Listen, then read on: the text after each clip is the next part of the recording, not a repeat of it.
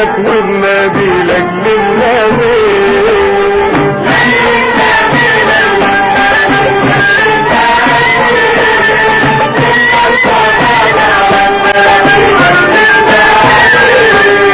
يا إله الكل كل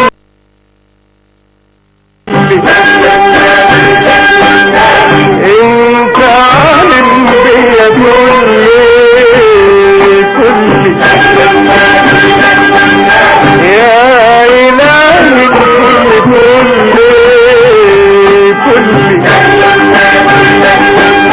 انت عالم بيا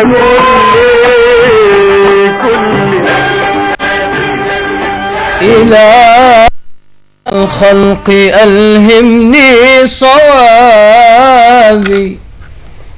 وكل في الحياة وفي الماب إلهي إله الخلق ألهمني صوابي وكل في الحياة وفي المآب وصل بيني وبين النور طه وهيئني لأسرار الكتاب وخذ بيدي لما يرضيك عني وقوي عزيمتي وأزل حجابي وسد منافذ الشيطان مني ويوم العرض لقني جوابي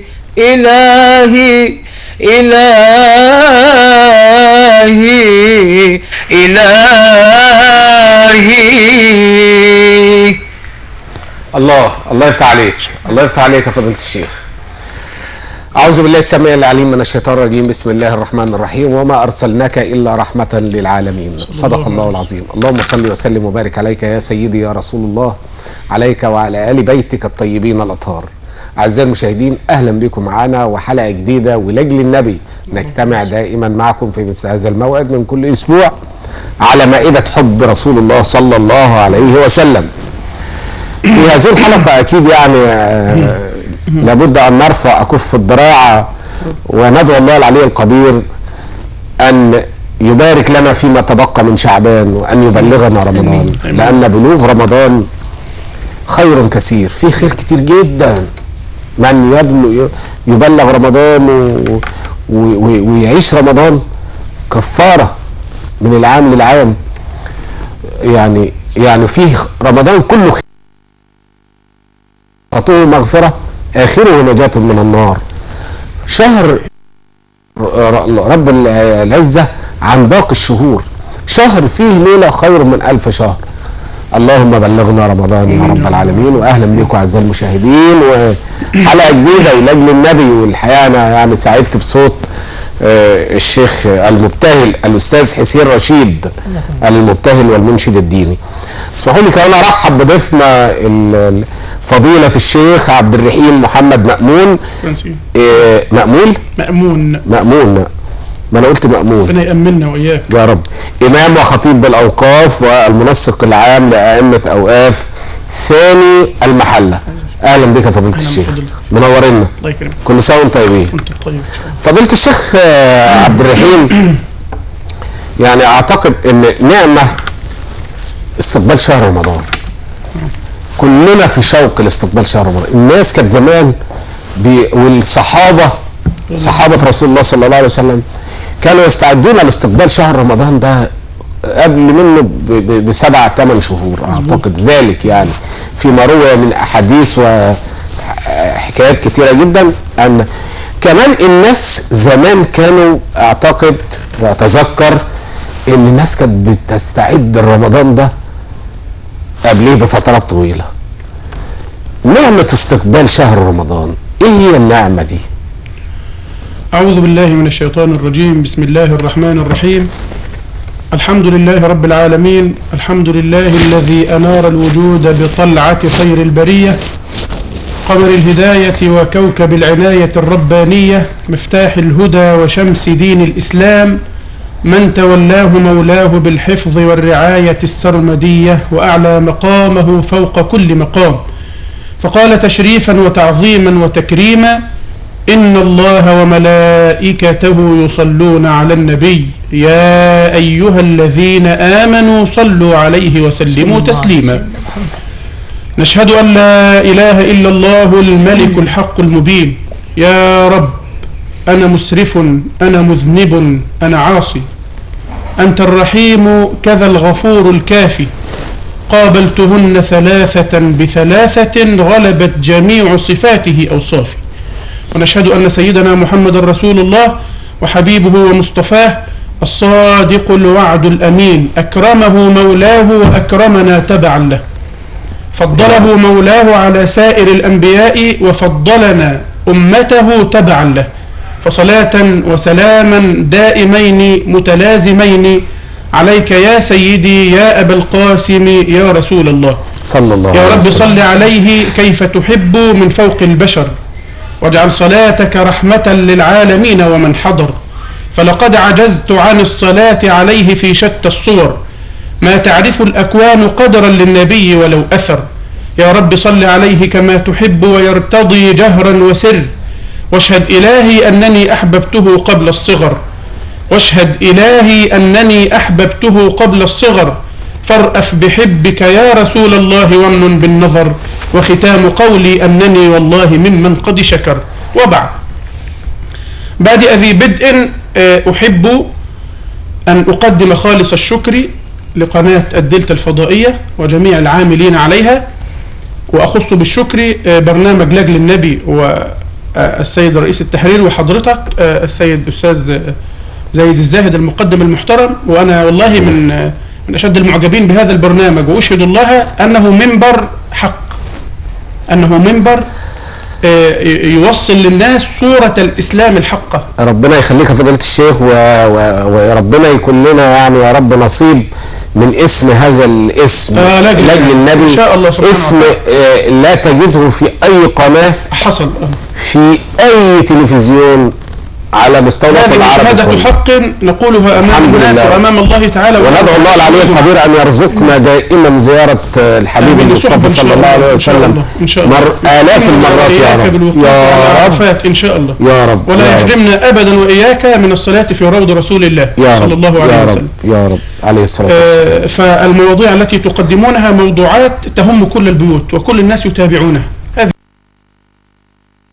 ذلك لصديق الشيخ حسين ونحن في الطريق أنكم كل الذين تستضيفون. حضرتك أول مرة تشرفنا في البرنامج، لكن سبقني أساتذة كبار كلهم أصدقائي وكلهم أحباب من طنطا ومن المحلة ومن سانتا ومن زفتة، كلهم على مستوى الجمهورية كلهم أساتذة ونحن نتعلم منهم ونسير على دربهم، فنسأل الله تعالى أن يجعل جلستنا هذه في ميزان حسناتنا وأن يجعلها خالصة لوجهه الكريم. هذه واحدة. أما الثانية، قبل أن أدخل في الموضوع أحب أن أقدم خالص التهاني لجموع المصريين، لا أخص أهل الدلتا وفقط، لكن أقول لجموع المصريين، أقول لجموع المسلمين في شتى أنحاء الأرض، في مشارق الأرض ومغاربها، بحلول شهر رمضان المبارك، هذا الشهر المعظم الذي بدت نسماته في الأفق، وبدأنا منذ أيام قليلة بل ومنذ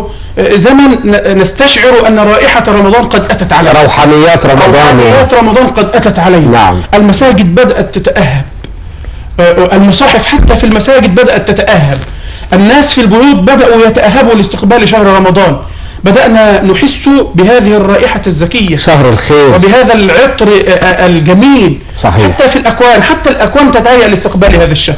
نسأل الله تعالى أن يبلغنا إياه سالمين، يا رب، أن نستقبل هذا الشهر في بدايته ونحن من السالمين، وأن نكون في نهايته وختامه بإذن الله من السالمين الغانمين، وأن نكون فيه من المقبولين الفائزين يا رب. آمين آمين يا رب العالمين. شهر رمضان استقباله وبلوغه نعمة عظيمة على من أدرك هذا الشهر.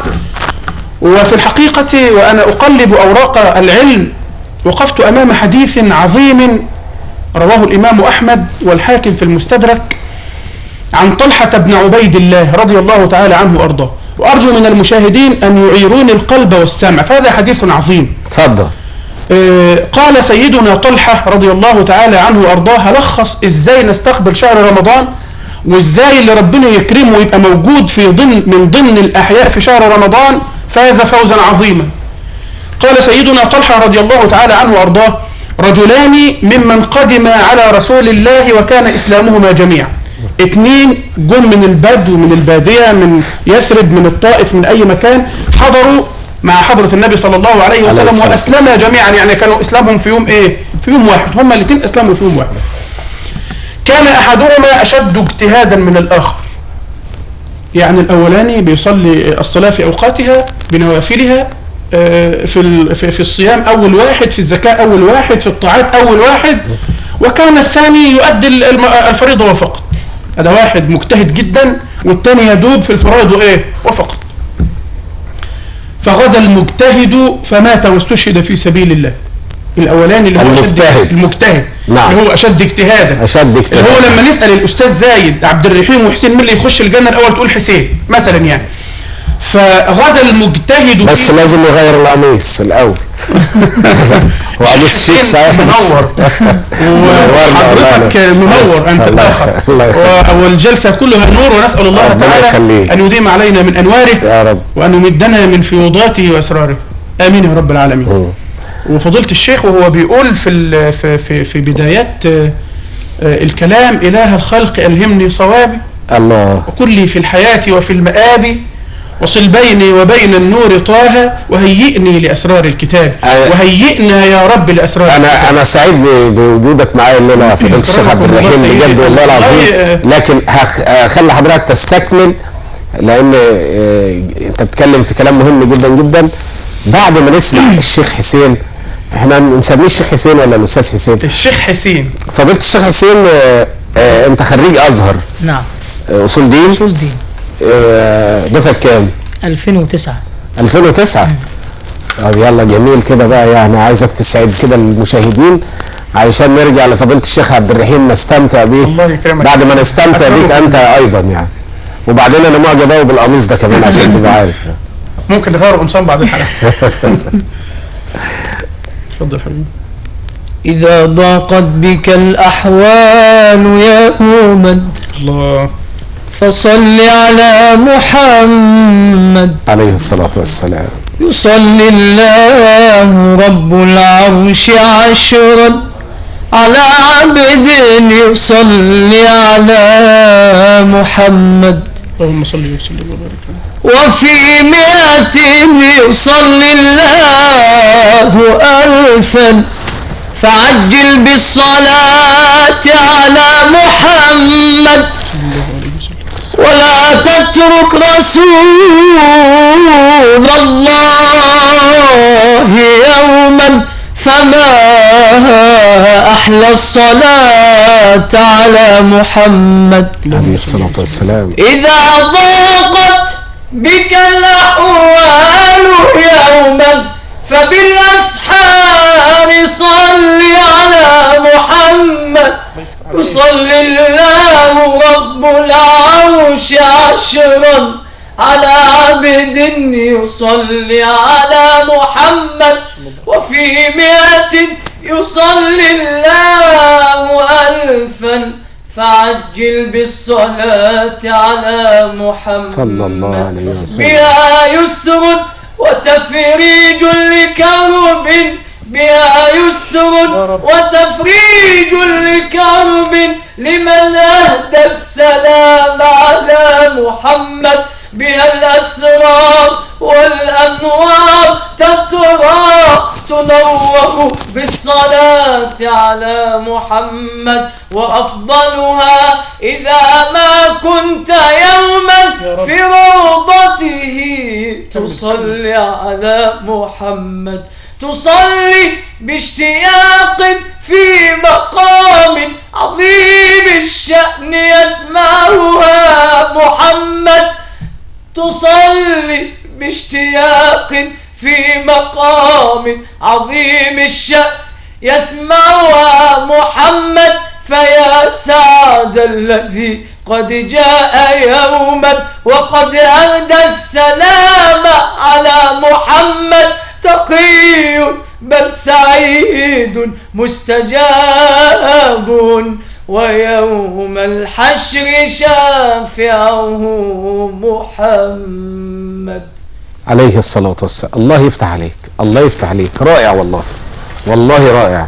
وانا ما بقولش لحد رائع الا لما بيبقى فعلا شكرا انت فيه مشاعر جواك. جزاكم الله خير. انت فعلا ابتهالك بمشاعر وروحانيات جميلة جدا.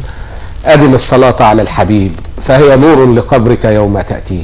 اللهم صل وسلم وبارك عليك يا سيدي يا رسول الله. فضيلة الشيخ عبد الرحيم، نستكمل مع حضرتك ما بدأته، وعايز اقول لحضرتك ان بنبقى فرحانين. ليه الفرحة دي؟ الفرحة دي لها دلالات. هذه الفرحة دلالات الفرحة عند المسلم. مظبوط يا سيدي. اكمل بس الحديث اللي بدأناه. اتفضل عن سيدنا طلحة بن عبيد الله. اتفضل. عشان نعرف كل مسلم ومسلمة، كل مؤمن موحد بالله ومؤمن بسيدنا رسول الله صلى الله عليه وسلم عليه الصلاة والسلام على أعتاب هذا الشهر أن بلوغ الشهر نعمة عظيمة، وسيعلم أن الفرق بينه وبين الذي مات في العام السابق ولم يدرك رمضان هذه الأرض. صحيح. قول هنكمل الحديث. يقول سيدنا طلحة رضي الله تعالى عنه وأرضاه: فمات المجتهد في غزوه، ومات الذي بعده بسنة كاملة، اللي كان أقل إيه؟ اجتهاد. وأدرك رمضان بعده. يقول سيدنا طلحة رضي الله تعالى عنه وأرضاه: فرأيت في نومي كأني على باب الجنة. فرأيت في نومي كأني على باب الجنة، وقد نودي بالذي توفي آخرا ودخل الجنة، اللي أدرك رمضان. ثم نودي على الذي كان أكثر اجتهادا ودخل الجنة بعده، ثم نودي علي وقيل لي: ارجع فإنه لم يؤذن لك بعد، أنت ما زلت على قيد الحياة، لم تحاسب ولم تجازى، ارجع فإنه لم يؤذن لك بعد. يقول سيدنا طلحة: ده فضل إدراك رمضان. أيوة. يقول سيدنا طلحة رضي الله تعالى عنه وأرضاه: فأصبحت من نومي أحدث الناس بالذي رأيت، ودار الحديث بين الناس في المدينة حتى وصل الخبر إلى رسول الله، فاستدعى حضرة النبي صلى الله عليه وسلم سيدنا طلحة وقال له: ماذا رأيت؟ قال: يا رسول الله، رأيت البارحة كذا وكذا، مجتهد توفي، وبعدين اللي بعديه سنة، وبعدين اللي بعده مات يخش الجنة قبله، وكل الناس اللي موجودين في المدينة يعرفوا ان المجتهد ده كان اشد اجتهاد واكثر في العبادة، فالمفروض انه يخش الجنة ايه، او احنا يعني بالقوانين بتاعتنا بتاعت البشر يخش الجنة الايه الاول. فقال صلى الله عليه وسلم: ولم العجب؟ صلي على رسول الله عليه الصلاة والسلام. يا طلحة، ولم العجب؟ أوليس قد عاش بعده سنة؟ قال: نعم. قال: أوليس قد أدرك فيها رمضان؟ قال: نعم. قال: يا طلحة، انظر كم سجدة سجدها في رمضان، وكم ركعة ركعها في رمضان، وكم مرة قرأ القرآن فيها في رمضان، وكم من مرة استغفر الله تعالى فيها رمضان، وتصدق وفعل الخيرات في رمضان. قال: نعم يا رسول الله. قال صلى الله عليه وسلم: حتى يعلم المؤمن ويدعو الله تعالى من الآن أن يبلغه هذا الشهر، أن يبلغه سالما. قال: يا طلحة، فما بينهما أبعد مما بين السماء والأرض. علشان كده المسلم دائما يفرح ويفرح. يا رب الفرحة تعم كل ما مر بالمؤمنين في استقبال شهر رمضان، ما مر بالمؤمنين شهر خير منه، وإنه لفرح للمؤمن وغنم له ونقمة على الفاجر والمنافق، كما أخبر بذلك سيدنا رسول الله صلى الله عليه الصلاة والسلام. الله يفتح عليك يا فضيلة الشيخ عبد الرحيم. أكرمكم. واحنا طبعا عايزين يعني نقول جزئية ان الاجتهاد في أداء المناسك، الصلاة، الصوم، الزكاة، أداء الزكاة، ده شيء جميل جدا جدا، ولكن تبقى جزئيات كده. دي منح من عند ربنا سبحانه، من عند المولى سبحانه وتعالى. دي منحة من عند المولى سبحانه وتعالى، والمنح الربانية لا تنقضي ولا تنتهي أبدا. ليس الطريق لمن صدق، ولكن الطريق لمن صدق. فالصدق من جاه، والصدق شيء رائع، والصدق مع النفس ومع الناس حاجة كده تخليك في سمو وحب وعشق إلهي ربنا ما يحرمناش منه يا رب. رب درهم سبق 1000 درهم. فضيلة الشيخ حسين، والله انا ما يعني شوف بسم الله ما شاء الله، ربنا يكرمك كده وتسعدنا وتسعد كل المشاهدين. اتفضل شيخ حسين. اتفضل. فتح الله لك. يا تالي القرآن عشت منعما، يا تالي القرآن عشت منعما في جنة الفردوس في الرضوان. اذكر لتذكر فالتلاوة رحمة تبقى مع مدى الأزمان. يا تالي القرآن يا تالي القرآن أبشر بالذي ترجوه من كرم ومن غفران. يا رب بارك لنا في رمضان، يا رب بلغنا رمضان. يا رب تقبل إلهي منا الصيام، وأقبل إلهي منا القيام، وامنن علينا بمسك الختام بجاه حبيبك خير الأنام. سنة إلهي بنور الحبيب، سنة إلهي بنور الحبيب، واغفر إلهي لشيخ الخطيب وعبد السلام التقي النجيب، وكل الأحبة أنت المجيب. تقبل إلهي منا الصيام، واقبل إلهي منا القيام، وامنن علينا بمسك الختام بجاه حبيبك خير الأنام. اللهم صل وسلم وبارك عليك يا سيدي يا رسول الله. الله يفتح عليك يا فضيلة الشيخ حسين، والله الله يفتح عليك ويزيدك يا رب من نعيمه، واضح على وشك والله. يعني ربنا سبحانه وتعالى يعني له حكمة في كده يا جماعة والله.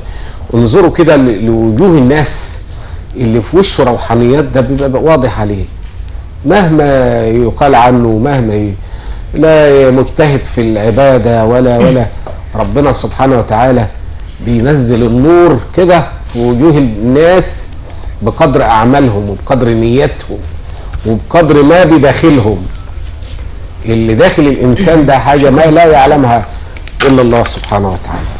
فضيلة الشيخ عبد الرحيم، أعود لحضرتك مرة تانية وبجدد لك التحية. أكرمكم الله سيدي.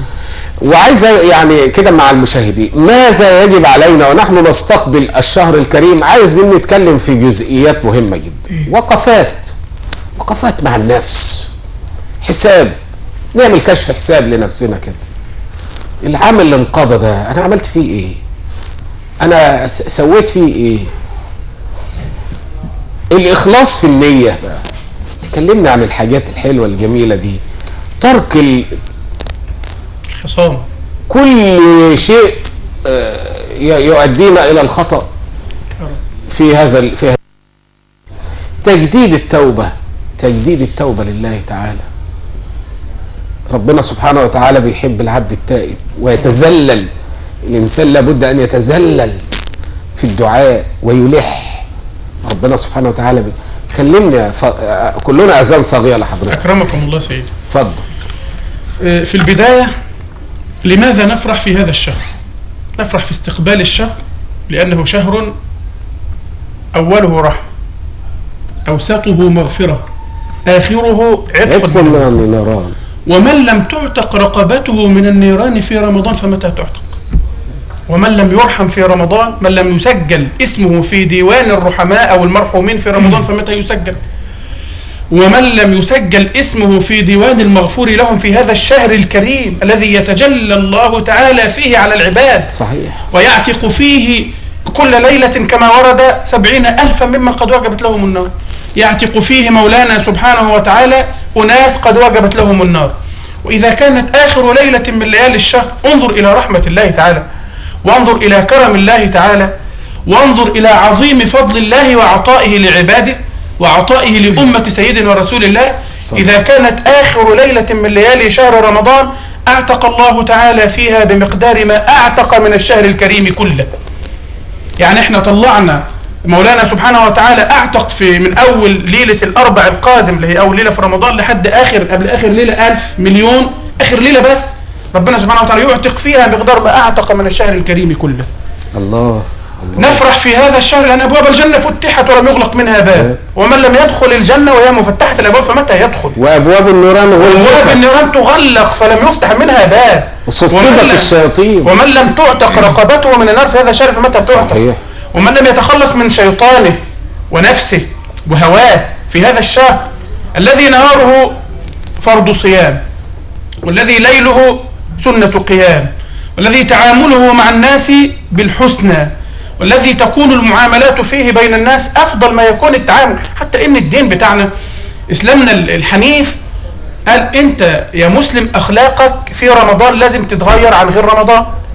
يعني إيه؟ وإن سابه أحد أو قاتله أو شاتمه مش ما يردش عليه بس، ولكن فليقل إني صائم. الأخلاق الصيام علمني ما ردش على المسيء. صحيح. فنفرح في هذا الشهر، شهر رحمة. إذا شاتمه أحد فليقل إني صائم. إني صائم. شهر رحمة، شهر مغفرة، شهر عتق من النيران. لا، شهر فيه ليلة خير من ألف شهر. الله الله الله. إنا أنزلناه في ليلة القدر. وبعدين في آخر الآية ربنا يعني اللي يقوم هذه الليلة إيمانا واحتسابا غفر له ما تقدم من ذنبه. شوف بقى الله يعني الله الله. وكأنه تعبد 1000 شهر يا سيد الفاضل، بقيمة 1000 شهر. يا سيد الفاضل، مولانا سبحانه وتعالى لما قال في آخر سورة ليلة القدر خير من 1000 شهر، ليه 1000 شهر؟ يعني 83 سنة وشهور. 83 سنة. ليه يعني؟ ربنا سبحانه وتعالى يريد أن يعطي لأمة رسوله صلى الله عليه وسلم بالعمل اليسير وفي الوقت القليل ما أخذه غيرهم من الأنبياء، ما أخذه غيرهم من أتباع الأنبياء في زمن طويل. صحيح. كان لا يطلق على الراهب راهب في النصرانية أو في اليهودية إلا إذا تعبد 1000 شهر، إلا إذا تعبد لله 1000 شهر. لكانت أعمارهم ولم تخالط هذه العبادة إثم. يعني يقعد 83 سنة عابد لله تعالى وما بيرتكبش إثم. فمولانا سبحانه وتعالى أراد أن يعطي هذا الفضل الذي أعطاه لغير أمة رسول الله، ولكن ليست في هذا الزمن، ليس في هذا الوقت، فأعطاهم ليلة الإيه؟ ليلة القدر. من قامها شوف اللي بيصلي صلاة في البيت الحرام ب100,000 صلاة، فتح الله، والصدقة ب100,000 صدقة. فتح الله لك سيدي. ودي كمان بتساوي بيت الله الحرام، وتساوي ايه 84 سنة كمان. بيت الله الحرام. شوف المنح، منح ربانية. أنا بس واحنا دائما أذكر منحة الله تعالى لرسوله في شعبان، لسه من أسبوع فات في 15 من شعبان في تحويل القبلة. وأذكر أن الله تعالى أراد أن يخص أمة رسوله بالمنح فجعل بعدهم رمضان. معايا يا أستاذ زاهد؟ شوف قمة المنح بقى. الله. شوف لما مولانا سبحانه وتعالى يرضي رسوله في شعبان ويرضي أمته بعدها مباشرة في رمضان، وكأن الله تعالى يقول لرسوله صلى الله عليه وسلم أرضيناك في شعبان في 3 أوجه وسأذكرها على عجالة. أرضيناك في شعبان وسنرضي أمتك بعدك في رمضان. فرضنا عليهم الصيام، أنزلنا عليهم القرآن، جعلنا لهم ليلة خيرا من 1000 شهر هي ليلة القدر. فكما أرضيناك في شعبان أرضينا أمتك فجعلناك في رمضان. ورجب، وشهر رجب الأصب، الله، لأنه كان يصب فيه الخير صبا. بس هذكر في عجالة سريعة أن الله سبحانه وتعالى أرضى رسوله في هذا الشهر الكريم، وهذا شهر عظيم. لذا كان رسولنا صلى الله عليه وسلم يخصه بمزيد من العبادة. وأنا أذكر حتى للأخوات المشاهدات الآن ونحن على أعتاب الشهر الكريم، خلاص بقى يومين، بقى أسبوع من الآن، فكل أخت فاضلة وكل امرأة مسلمة بقي عليها من صيام رمضان الفائت شيء فلتسارع إلى صيامه. كل أخت مسلمة بقي عليها من صيام رمضان الفائت شيء فلتسارع في صيامه. كل رجل مسلم عذر في رمضان الفائت وبقي عليه شيء من الصيام فليسارع في صيامه. أرضى الله تعالى رسوله في هذا الشهر من 3 أوجه. أرضاه في نفسه بأن أنزل في شعبان إن الله وملائكته يصلون على النبي يا أيها الذين آمنوا صلوا عليه وسلموا تسليما. أرضاه تعالى في أهل بيته لما أنزل إنما يريد الله ليذهب عنكم الرجس أهل البيت ويطهركم تطهيرا، نزلت في شعبان. وقيل أنزل الله تعالى في شعبان براءة أم المؤمنين عائشة رضي الله تعالى عنها وأرضاها من فوق 7 سماوات لما تحدث الجعلاء عن حادثة الإفك. وأرضاه في وجهته. شوف لما مولانا سبحانه وتعالى، والآية دي آية عظيمة مكتوبة على القبلة فلنولينك قبلة ترضاها يا الله. شوف لما مولانا سبحانه وتعالى يسارع في إرضاء رسوله. شوف لما أم المؤمنين عائشة رضي الله تعالى عنها وأرضاها تقول يا رسول الله ما أرى ربك إلا يسارع في هواك. الله يفتح عليك يا فضيلة الشيخ. فلنولينك قبلة ترضاها. اللهم صل وسلم وبارك عليك يا سيدي يا رسول الله. حديث مشوق، والحديث في حب رسول الله صلى الله عليه وسلم ده حاجة يا جماعة والله العظيم شعور ما بعده شعور. أكرمكم الله سيدي. روحانيات وإيمان، حاجة جميلة جدا. هنطلع مع حضراتكم فاصل سريع ونعود لكم من خلال لجل النبي.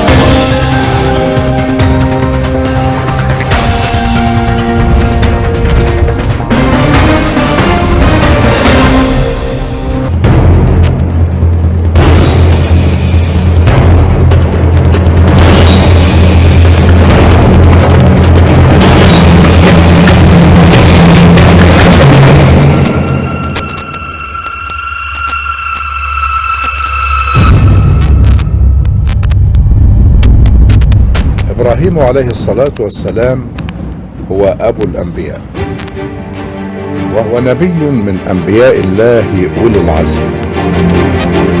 ولد إبراهيم وسط قوم وثنيين يعبدون الأصنام.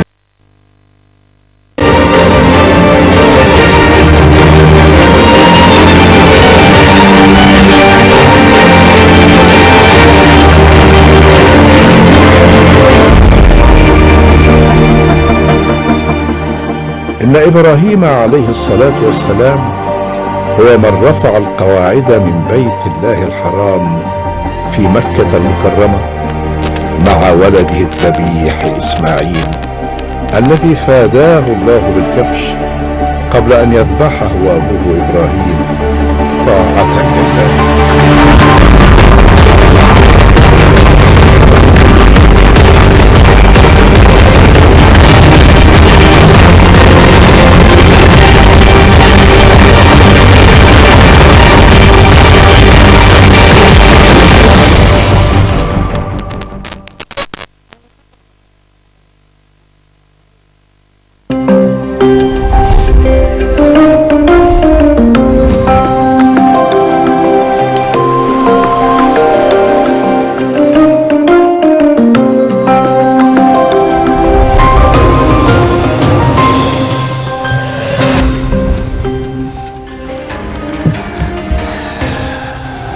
أعوذ بالله السميع العليم من الشيطان الرجيم. بسم الله الرحمن الرحيم. إن الله وملائكته يصلون على النبي يا أيها الذين آمنوا صلوا عليه وسلموا تسليما. اللهم صل وسلم وبارك عليك يا سيدي يا رسول الله. فضيلة الشيخ حسين، أنا يعني متشوق وكل مشاهدينا أعتقد يعني متفقين معايا في هذا الرأي. اتفضل يا فضيلة الشيخ.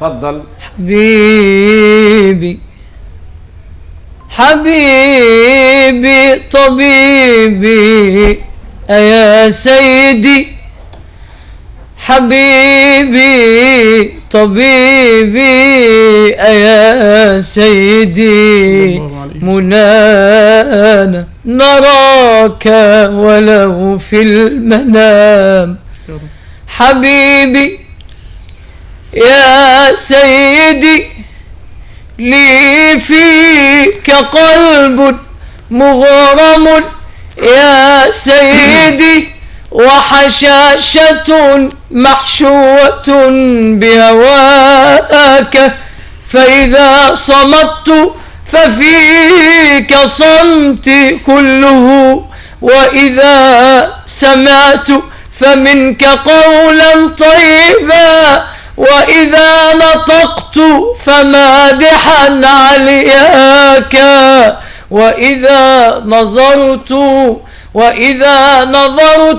فلا أرى إلاك حبيبي طبيبي أيا سيدي منانا نراك ولو في المنام امتى الزمان يسمح واجي قدام الروضة وأناجي أشوف أنوار حلوة آنية يا سيدنا النبي يا حبيبي يا طبيبي يا حبيبي طبيبي منانا نراك ولو في المنام. الله يفتح عليك، الله يفتح عليك يا فضيلة الشيخ حسين ويزيدك من نعيمه يا رب. فضيلة الشيخ عبد الرحيم، يعني هنستكمل ما كنا نتحدث فيه من وقفات مع النفس لاستقبال هذا الشهر الكريم. بسم الله والحمد لله والصلاة والسلام على سيدنا رسول الله. عود بعد بدء. من أدرك النعمة فليحافظ عليها، ومن علم فضل ما يستقبل أحسن استقباله. واحنا عاوزين بعد ما عرفنا فضل شهر رمضان ازاي نستقبله.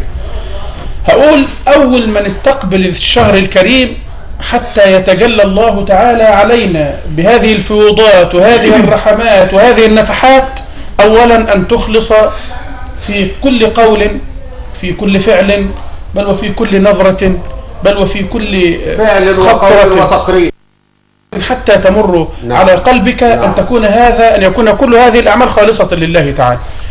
فكما تعلمون مولانا سبحانه وتعالى لا يقبل من العمل إلا ما كان خالصا لوجهه الكريم. وقال في الحديث القدسي: أنا أغنى الأغنياء عن الشرك. وأي واحد يعمل عمل يشرك فيه مع الله تعالى تركه الله تعالى وشريكه، تركه الله تعالى وشريكه. حتى الذي ربما يقاتل من أجل أن يقال عنه هو مجاهد قد قيل ليس لك ثواب عندنا. الذي يتصدق بماله حتى يقال عنه إنه كريم وجواد قد قيل ليس لك ثواب. الذي يعلم الناس، أسأل الله تعالى أن يرزقنا الإخلاص دائما، الذي يعلم الناس ويكون سببا في دخولهم الجنة ولا يلحق بهم، هذا علم الناس. ويبعت كرتونة ويكتب عليها اسمه مع تحيات فلان مثلا، ده ايه ده؟ اولا لا مانع ابدا من وجوه التكافل، لكن ان تكون خالصه لله. ويكتب عليها اسمه. لا ربنا سبحانه وتعالى في ناس اخفياء يا استاذ زايد. لا يعني اللي يؤدي صدقه يؤديها في حتى الامام بعض الائمه الكبار عمل كتاب اسمه الاخفياء ذكر فيه كثير من الائمه ومن الاولياء الذين حتى لم يكن يعرف عنهم من الناس احد. وكتاب فضيلة الدكتور عبد الحليم محمود شيخ الأزهر أهل الخطوة. الله يفتح عليك. أهل الخطوة ده فيه يعني درر. وقد سمعت من أحد مشايخي الأكارم الأعزاء الذين أعتز بهم إلى الآن قولا علق بذهني وخاطري لم يفارقني إلى الآن. قال لي: يا ولدي، إن الله تعالى يظهر الولي حتى يخفي به أولياء، فالظاهر أمام الناس شيء وأخفى الله تعالى عن عيون الناس أشياء كثيرة. أسأل الله تعالى أن يجعلنا من الأخفياء، أسأل الله تعالى أن يجعلنا من المخلصين. يا رب. إذا أخلص العبد لله قبل الله تعالى منه اليسير. يا رب. قبل الله تعالى منه اليسير، حتى وإن كانت سجدة، حتى وإن كانت دمعة في جوف الليل نزلت على وجنتيه ونزلت على خده خوفا من الله تعالى، خالصا مخلصا صادقا بها، أدخله الله تعالى به الجنة.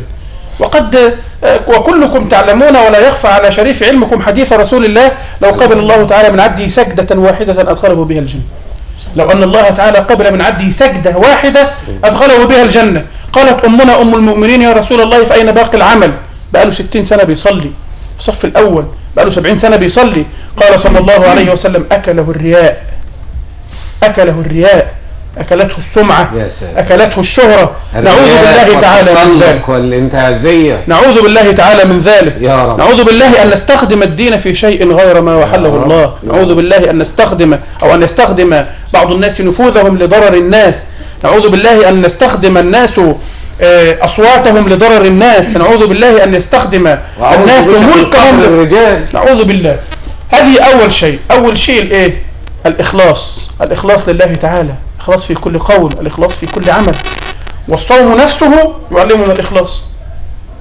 الصوم نفسه سر بين العبد وربه، جنة، غير أنه جنة وقاية له وسر بين الله تعالى والعبد. وإلا لو أغلق العبد على نفسه بابا وطعم وشرب. كل عمل ابن آدم له إلا الصوم فهو لي قال مولانا كل عمل ابن آدم له إلا الصيام أو إلا الصوم فإنه لي وأنا أجزي به. صحيح. والله تعالى هو المطلع الوحيد على إيه؟ على الصيام. صحيح. وإلا فإحنا نشوف حتى أن هذه ظاهرة سلبية وأردت أن أذكرها حتى يتحرك اللي عندهم نخوة وعندهم إيمان. أستاذ زايد، زوجتي، أختي، والدتي في العذر الشرعي اللي ربنا سبحانه وتعالى أحل ليها الإفطار في رمضان وهي بتطبخ تقفل على نفسها الباب إن كانت هتاكل ولا تشرب. صح ولا لا؟ صحيح. حياء من الله تعالى. صحيح. والذي يقهر القلب، يقهر قلب المؤمن، والذي يجعل الرجل في حيرة من أمره أن ترى رجلا في شوارع رمضان وفي نهار رمضان يسير بهذه الهيئة وبهذا الشكل ومفطر وليته مطعما، ليته يتناول طعاما أو شرابا، بل يسير في الشارع ويجاهر الله تعالى بالمعصية. ألا تستحي من زوجتك التي في البيت التي هي إفطارها حلال، أصلا فطرها حلال وما بتعملهاش وانت اللي الصيام مفروض عليك ويا ريتك بتاكل عشان مريض ولا بتاخد دواء. لا، ده قاعد على الكافيتيريا ولا على الكافيه ولا على القهوة ومولع سيجارة ومولع شيشة. عافانا الله وإياكم من ذلك. أولا أن نخلص العمل لله تعالى.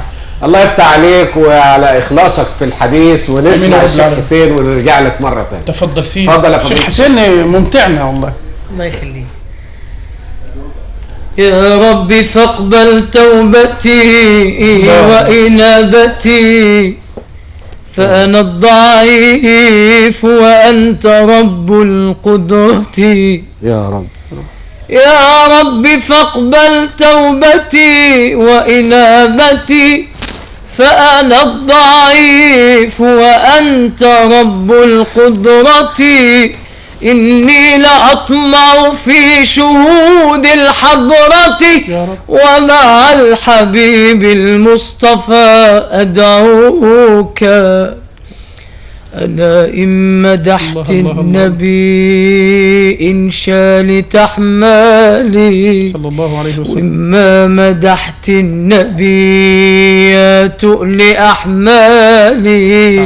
أنا إن مدحت النبي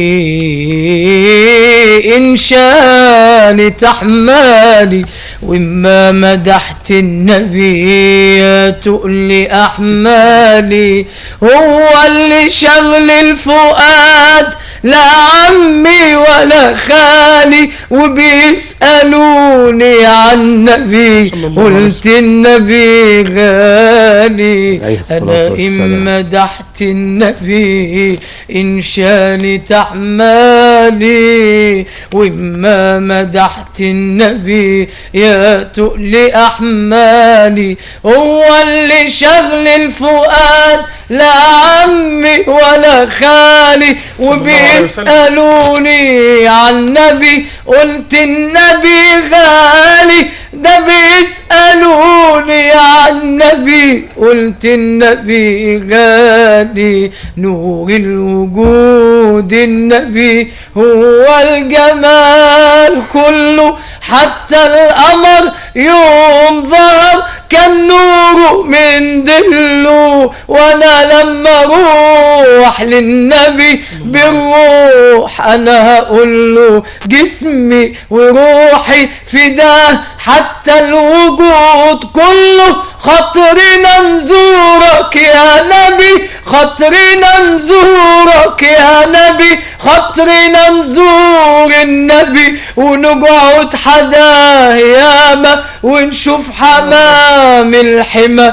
حول المقام ياما. يوم ما مدحت النبي، يوم ما مدحت النبي شفت الهنا ياما. أنا إن مدحت النبي إن شالت أحمالي، وإما مدحت النبي يا تؤلي أحمالي.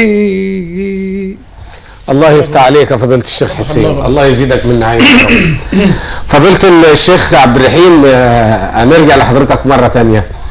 يعني النصائح الأخيرة كده اللي حضرتك عايز تقولها لكل المسلمين في مصر وفي بقاع الأرض كلها. أظلكم شهر عظيم مبارك، أظلنا وأظلكم شهر عظيم مبارك. نحن الآن في استقباله، أخلصنا العمل والنية لله. أطلب من كل المشاهدين ومن كل المسلمين أن يتركوا كل الخصومات وأن يتركوا كل المنازعات التي بينهم وبين إخوانهم، فديننا الإسلامي الحنيف دين يدعو إلى الوحدة وإلى التآلف، لأنه بيغفر للجميع إلا الشهوات، ترفع أعماله فيغفر الله تعالى لكل مؤمن إلا مشرك أو مشاح. وفي رواية رجل بينه وبين أخيه خصومة، صحيح، فيقول الله تعالى انظروا هذين حتى يصطلحا، انظروا هذين حتى يصطلحا، اركنوهم في جنب في جنب. هقول بس في عجالة سريعة عشان عارف ان وقت البرنامج. اتفضل. كلمتين اتنين في موضوع الخصام. أول حاجة، ديننا الإسلامي دين راعى النفوس البشرية. يعني إيه؟ يعني أنا لا قدر الله زعلان أنا وأخويا حبيب الشيخ حسين، قال لي لا يا عم ازعل بس خد لك يوم اتنين لحد ما اللي في نفسك ده إيه؟ يروح. ما قاليش خصمته دلوقتي تصالحوا بعد ساعة، قال لا سيب نفسك لحد ما تهدى وتعرف ان الخصام خطأ. صحيح. وتعرف ان انتم الاثنين اخوة، تعرفوا ان انتم الاثنين احباب، والمهم ما يغلطش. ايوه، قال لا يحل لان ليس الشديد بالسرعة الله يفتح عليك او بالقوة، وما يقصدش بها، يقصد بها حاجات كتيرة جدا، لان احنا بنتكلم في المطلق، السرعة والقوة في المطلق. امساك نفسك عند الغضب، دي القوة. ليس الشديد بالقوة ولكن من ملك نفسه عند الغضب. ده الغضب. قال صلى الله عليه وسلم لا يحل لمسلم أن يهجر أخاه فوق ثلاث يلتقيان فيعرض هذا ويعرض هذا وخيرهما الذي يبدأ بالسلام. فأنا أريد من كل المسلمين المشاهدين الآن أن يكونوا في الخير، أن يكونوا هم الإيه الأفضل، حتى دعوة، حتى وإن كان بينك وبين أخيك خصومة خليك أنت الإيه الأحسن اللي النبي قال عليه. صحيح. خليك أنت السباق، خليك انت خليك خيرهم الذي يبدأ بالسلام. نعم. يقول لي يا عم الشيخ ده تعدى عليا بالقول واهني نفسي وحركني قدام الناس. هقول له حديث عظيم جدا، وكلما قرأته تركت كل ما في قلبي لأي أحد حتى وإن كان تعدى عليه. عن سيدنا أنس رضي الله تعالى عنه وارضاه قال بينما نحن جلوس مع رسول الله إذ ضحك حتى بدت ثناياه. صلوا على رسول الله عليه الصلاة والسلام. فسألته يا رسول الله لما ضحكت بأبي أنت وأمي؟ قال صلى الله عليه وسلم رجلان جثيا بين يدي الله تعالى يوم القيامة، حتى إن ربنا سبحانه وتعالى يصلح بين الناس يوم القيامة عشان لما يخشوا الجنة ربنا يجعلنا وإياك من أهلها. قال ونزعنا ما في صدورهم من غل، حتى أهل الجنة ما ينفعش يخشوا بينهم وبين بعض خصوم. نعم. رجلان من أمتي جثيا بين يدي الله تعالى يوم القيامة. قال أحدهما يا رب خذ لي مظلمتي من أخي، أنا لي حق عند فلان أهمني في الشارع وتعدى علي قدام الناس وأنا لي حق عنده عاوزه، فضل الحق اليوم القيامة. شوف المشكلة إن الحق يفضل لحد إمتى؟ لحد يوم القيامة محدش يخش عشان راح ياخد من دولاب الحسنات لقاه مفيش إيه؟ مفيش فيه. قال ما عندوش رصيد، نفذ رصيدكم. قال يا رب خذ من سيئاتي وضع عليه، شيل بقى من الأوزار بتاعتي وحط على اللي عنده إيه؟ على اللي عنده حق. فقال الله تعالى ألا أدلك على ما هو أفضل من ذلك؟ قال بلى يا رب.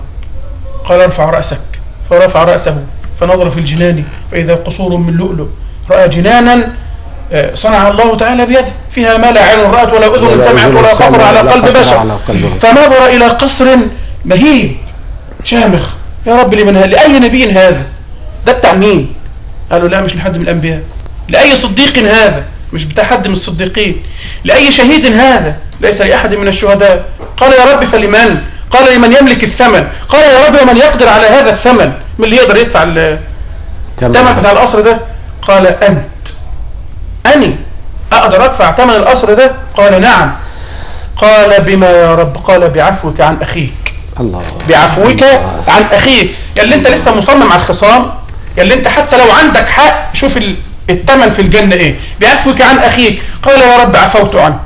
قال مولانا فخذ بيد أخيك وادخلا الجنة. قال صلى الله عليه وسلم عندما تبسم فإن الله تعالى فاتقوا الله وأصلحوا ذات بينكم فإن الله تعالى يصلح بين العباد يوم القيامة. فاتقوا الله وأصلحوا ذات بينكم فإن الله يصلح بين عباده يوم القيامة. الأخيرة أن نجدد التوبة لله تعالى. وما أحوجنا جميعا أن أكف الضراعة إلى الله، وكلنا ذنوب، وقد عرفنا الذنوب وأثقلتنا الهموم وأثقلتنا المعاصي.